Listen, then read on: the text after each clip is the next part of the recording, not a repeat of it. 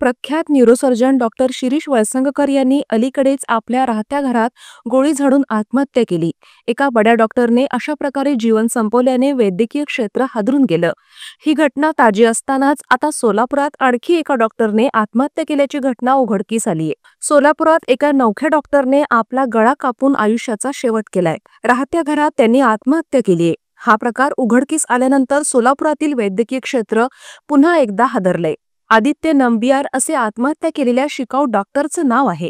आदित्य याने अलीकडेच MBBSचं शिक्षण पूर्ण केलं। MBBS पूर्ण केल्यानंतर अलीकडेच आदित्यनं शिकाऊ डॉक्टर म्हणून आपल्या कार्याला सुरुवात केली होती। तो सोलापुरात भाड्याच्या घरात राहत होता। दरम्यान त्याने आपल्या राहत्या घरात गळा कापून घेत आत्महत्या केली।